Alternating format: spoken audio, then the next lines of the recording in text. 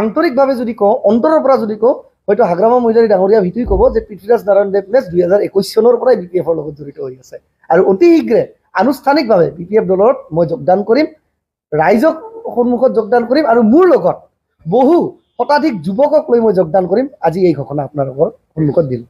বন্ধুসকল, দাদাসকল, সকলোকে ধন্যবাদ জ্ঞাপন কৰিছোঁ। আপোনালোকে ইয়াতে মোৰ নিমন্ত্ৰণ ৰক্ষা কৰি আপোনালোকৰ লগত যি এক ইণ্টাৰেকশ্যন বা বাৰ্তালাপ কৰিম বুলি মই ইয়াতে আহিছিলোঁ, আপোনালোকে উপস্থিত হৈছে, তাৰ বাবে মই চিৰকৃতজ্ঞ।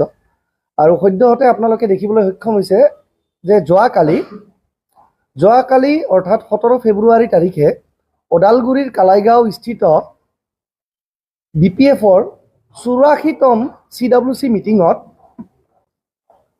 এক পেনেল লিষ্ট প্ৰস্তুত কৰা হৈছিলে আৰু কোকৰাঝাৰ লোকসভা সমষ্টিৰ পৰা 3জনীয়া প্ৰাৰ্থীৰ পেনেল BPF দলে কালি প্ৰকাশ কৰিছে।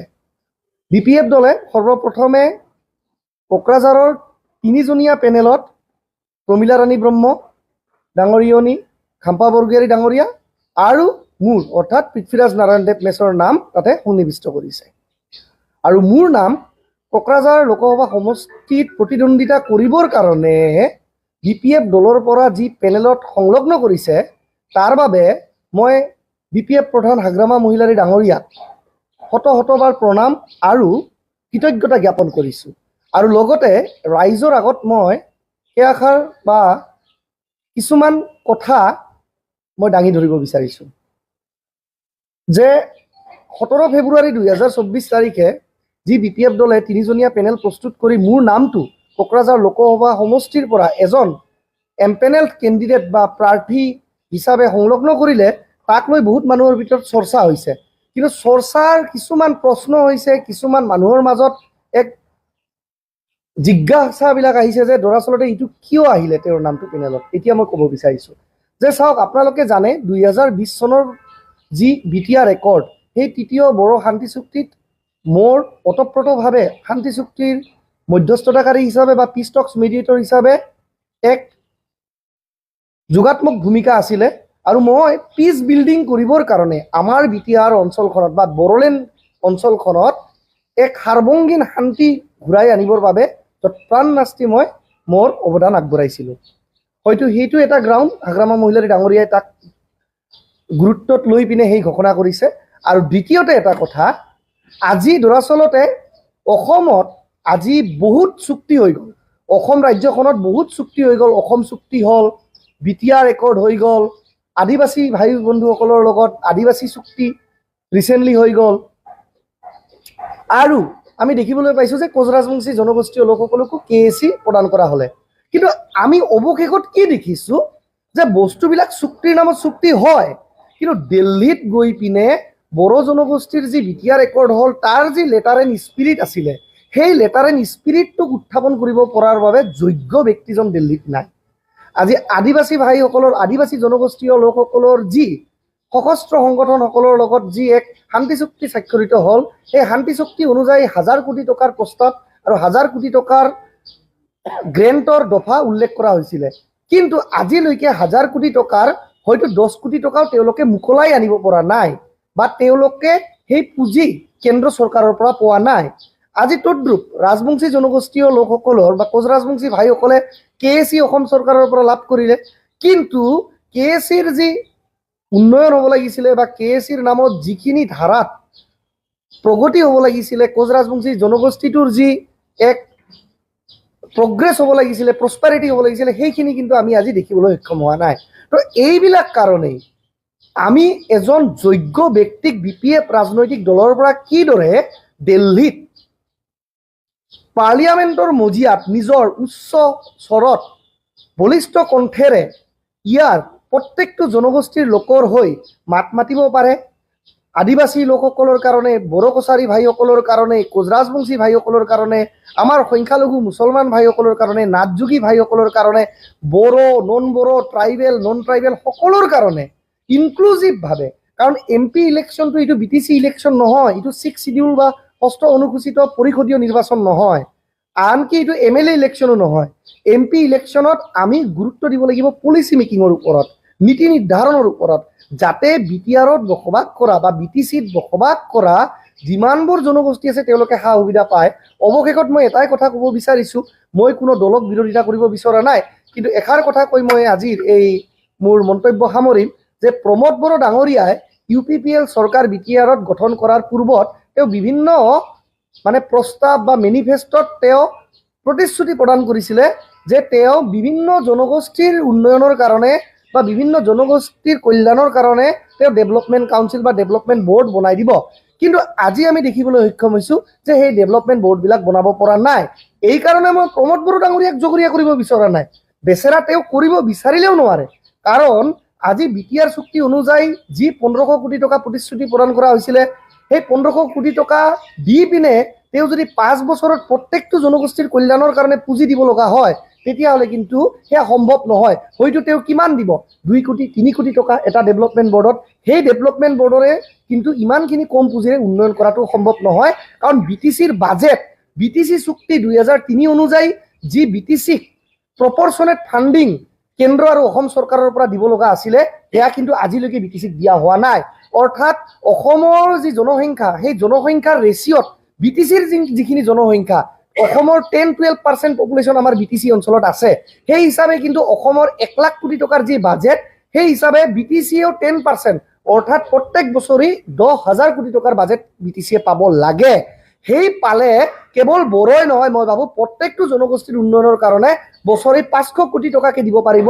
নাথ যোগীৰ কাৰণে 500 কোটি টকা, কোচ ৰাজবংশী জনগোষ্ঠীৰ কাৰণে 500 কোটি টকা, বড়ো জনগোষ্ঠীৰ কাৰণে যিহেতু ষষ্ঠ অনুসূচী, নিশ্চিতভাৱে বড়ো জনগোষ্ঠীৰ কাৰণে সুকীয়া পেকেজ বা বড়ো জনগোষ্ঠীক অগ্ৰগণী ভূমিকাৰে বেছি পেকেজ দিয়াটো স্বাভাৱিক 6 শিডিউলত।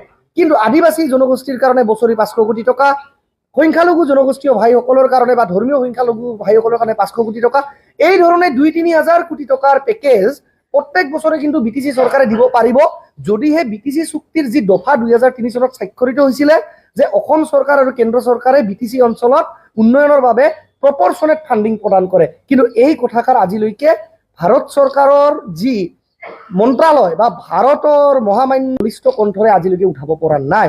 আৰু আমাৰ এজেণ্ডাটো এইবাৰ এইটোৱেই হ'ব যে 2024 চনত যদি BPF দলে নিৰ্বাচনত বিজয়ী হয় কোকৰাঝাৰ লোকসভা সমষ্টিৰ পৰা, তেতিয়াহ'লে যেনেকেই নহওক কিয় যিকোনো প্ৰকাৰেই দিল্লীৰ পৰা সুনিশ্চিত কৰা হ'ব যে BTC চুক্তি 2003 অনুযায়ী প্ৰপৰ্চনেট ফাণ্ডিং অনা হ'ব।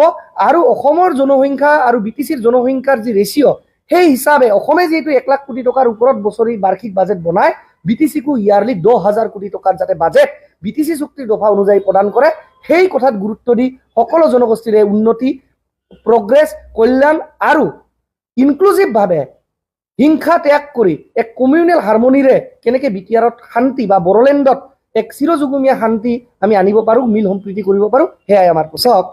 এটা কথা মই ক'ব বিচাৰোঁ যে অভিজ্ঞতা আৰু নলেজ দুটা বস্তু আচলতে বেলেগ বেলেগ।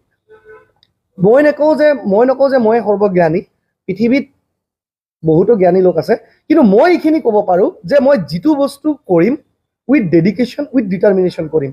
আৰু যিষাৰ কথাৰে মই ৰাইজক প্ৰতিশ্ৰুতি দি আগুৱাই যাম নিৰ্বাচনী যি বৈতৰণি হওক বা নিৰ্বাচনী যাত্ৰাত, সেই কথাৰ সম্পূৰ্ণভাৱে আক্ষৰে আক্ষৰে সদনত গৈ বলিষ্ঠ কণ্ঠৰে মই সেই মাত সদনত তুলিম। আৰু লগতে যিহেতুৱে বয়স কম, আপোনালোকে নিশ্চয় জানে, এজ এ যুৱচাম হিচাপে ইউথসকলৰ যি ইছ্যু, কাৰণ যিহেতু মই নিজে এজন যুৱক, তো যুৱক হিচাপে মই যুৱকসকলৰ যি সমস্যা, সেই সমস্যাৰ প্ৰতি মই স্পেচিয়েলি এক বিশেষ নজৰ প্ৰদান কৰি বিশেষভাৱে সেই ইছ্যুবিলাকক অগ্ৰাধিকাৰ দি ৰাজনৈতিক ক্ষেত্ৰখনত আগুৱাই যাব চেষ্টা কৰিম। কাৰণ মই নিজেও যুৱচামৰ পৰা আহোঁ, আৰু আজিৰ দিনত ক'ব গ'লে 50%ৰ বেছি ভোটাৰেই কিন্তু যুৱচামৰ। চাওক, ৰাখে হৰি মাৰে কোনে, মাৰে হৰি ৰাখে কোনে। না ভৱিষ্যতটো আপুনি দেখিছে, না ভৱিষ্যতটো মই দেখিছোঁ। কিন্তু এটা কথা ক'ব পাৰোঁ যে if you dream so' high and if you work so' hard, then even your failure would be much higher than the success of others. অৰ্থাৎ আপুনি যদি বহুত উচ্চ সপোন পুহি ৰাখে আৰু সেই সপোনৰ ক্ষেত্ৰত যদি আপুনি কৰ্মৰে আগুৱাই যায়, তেতিয়াহ'লে আপুনি যদি এই সপোন পূৰণো নহয়, তৎসত্বেও আপোনাৰ বিফলতা ইমান উচ্চ হ'ব যে আনৰ সফলতাতকৈ আপোনাৰ বিফলতা হয়তো বহুত ওপৰত থাকিব। এইখিনিয়ে মই ক'ব বিচাৰিছোঁ। মই নকওঁ, কাৰণ একেটা দলত প্ৰতিদ্বন্দ্বীটো নাথাকে। পেনেল লিষ্ট তৈয়াৰ কৰিছে ওদালগুৰি সমষ্টিৰ পৰা 5জন, ৰিহন দৈমাৰী, ৰবিনসন মুছাহাৰী, ইমানুৱেল মুছাহাৰী, ধীৰেন বড়ো আৰু দুৰ্গা দাস বড়ো ডাঙৰীয়া। তদ্ৰুপ কোকৰাঝাৰৰ পৰা প্ৰমীলা ৰাণী ব্ৰহ্ম ডাঙৰীয়নী, খাম্পা বৰগিয়াৰী ডাঙৰীয়া আৰু সকলোকে ছাৰপ্ৰাইজভাৱে বা আশ্চৰ্যজনকভাৱে ঘোষণাটো পোৱাৰ দৰেই মোৰ নামটো 3 নম্বৰত সন্নিৱিষ্ট কৰা হৈছে। তো আমি 3জন আছোঁ কোকৰাঝাৰ লোকসভা সমষ্টিৰ পেনেলত, BPF দলৰ পৰা খাম্পা ছাৰ, প্ৰমীলা ৰাণী বাইদেউ আৰু মই। চাওক, এটালে তাল নাবাজে, দুই পক্ষৰ পৰাই আলোচনা চলি আছিলে যে কি কয় ময়ো ৰাজনৈতিক ক্ষেত্ৰখনত আগুৱাই যাব বিচাৰিছোঁ আৰু হাগ্ৰামা মহিলাৰী ডাঙৰীয়াই গুৰু আৰু পিতৃ স্বৰূপে মোক সদায় গাইডেন্স দি থৈ আহিছে আৰু গাইডেন্স দি তেওঁ আগুৱাই যাবলৈ সদায় উৎসাহ প্ৰদান কৰিছে। তো গতিকে তেওঁ কৈছিলে মই চাম যে তোমাৰ যিখিনি টেলেণ্ট, অভিজ্ঞতা বা যিখিনি তোমাৰ ডেডিকেশ্যন, সেইখিনি আমাৰ পাৰ্টীয়ে তোমাক ৰিকগনাইজ কৰিব। কিন্তু মই ভবা নাছিলোঁ যে মানে ছাৰপ্ৰাইজিংলি ইমান ভালভাৱে মোক এনকাৰেজ কৰিব আৰু মোৰ নামটো যে পেনেলত সন্নিৱিষ্ট হ'ব, এয়া মই কেতিয়াও ভবা নাছিলোঁ। আৰু এয়া মানে মই সিমান কল্পনাও কৰা নাছিলোঁ যে ইমান পুৰস্কৃত কৰিব হাগ্ৰামা মহিলাৰী ডাঙৰীয়াই মোক।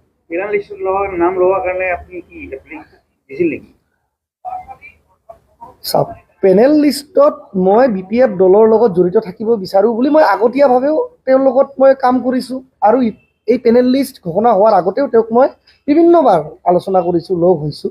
সেইধৰণে মই কোনো তাৰমানে কোৱা নাই যে মোক ডাইৰেক্টলি কেণ্ডিডেট কৰিবই লাগে, কিন্তু মই কৈছিলোঁ, বাৰম্বাৰভাৱে কৈছিলোঁ যে মই BPFৰ লগত ওতঃপ্ৰোতভাৱে জড়িত হৈ BPFৰ কাৰণে এই অঞ্চলখনক নেতৃত্ব দিবৰ কাৰণে BPFৰ দৰে এক ইণ্টিগ্ৰেল থিংকিং থকা বা ইণ্টিগ্ৰিটি থকা ৰাজনৈতিক দল লাগিব, যি নেকি সকলো জনগোষ্ঠীক একেখন নাৱত লৈ চলিব পাৰে। তো সেই হিচাপে মই আশা প্ৰকাশ কৰিছিলোঁ আৰু সেই আশাক সেই ছাইডৰ পৰা, হাগ্ৰামা মহিলাৰী ছাইডৰ পৰা তাৰমানে একচেপ্ট কৰিছে বা সেই ছাইডৰ পৰা আঁকোৱালি লৈছে, সেইখিনিয়ে মই ক'ব পাৰোঁ। ফাইনেলি আপুনি কিমান আশাবাদী যে আপোনাৰ বা বাকী দুজনৰ পৰা আপোনাৰ নামটো ফাইনেল লিষ্টত আহিব? কিমান আশাবাদী? চাওক, জীৱনততো আশাবাদী সকলোৱে, কালি কোনেও দেখা নাই, আশাবাদী ময়ো।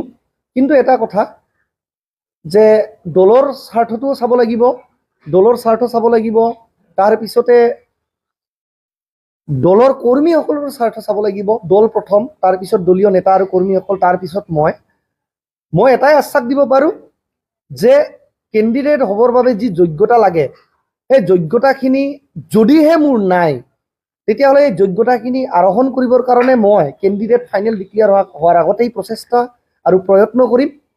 যে অযোগ্য মানুহ থাকিব পাৰে, কিন্তু অযোগ্যতাৰ পৰা যোগ্যতা আৰোহণ কৰি কিদৰে আগুৱাই যাব পাৰোঁ, সেইখিনি মই প্ৰচেষ্টা কৰিম। আৰু যদি কিবা কাৰণত ভবা দৰে মনোকামনা সিদ্ধি নহয়, নিশ্চয় ওপৰৱালাই যি ডিচিশ্যন দিয়ে, গুৰুজনাই যি মোক উপদেশ দিয়ে, আপোনালোকৰ ৰাইজে যি আদেশ দিয়ে বা উপদেশ দিয়ে, সেই হিচাপে মই আগুৱাই যাম। সিনিয়ৰ প্ৰমীলা ৰাণী মেডাম তেখেতৰ আছে, তেখেতলোকৰ মাজত আপোনাৰ নামো আহিছে, আপুনি কি ভাবে, আপুনি কি ক'ব? মইতো ক'লোৱেই, মই বহুত কৃতজ্ঞ BPF দলৰ সমূহ নেতৃবৃন্দ, BPF দলৰ সকলো লিডাৰ, BPF দলৰ প্ৰধান হাগ্ৰামা মহিলাৰী ডাঙৰীয়া সকলোকে মই কৃতজ্ঞতা জ্ঞাপন কৰিছোঁ। আৰু এটা কথা ক'ব বিচাৰিছোঁ যে seniority is just a number of the age, but not qualification on every grounds. চিনিয়ৰিটিত যদি চব বস্তুৱেই হ'লহেঁতেন, তেতিয়াহ'লে আজি অসমৰ মুখ্যমন্ত্ৰী মাননীয় হিমন্ত বিশ্ব শৰ্মা ডাঙৰীয়া নহ'লহেঁতেন।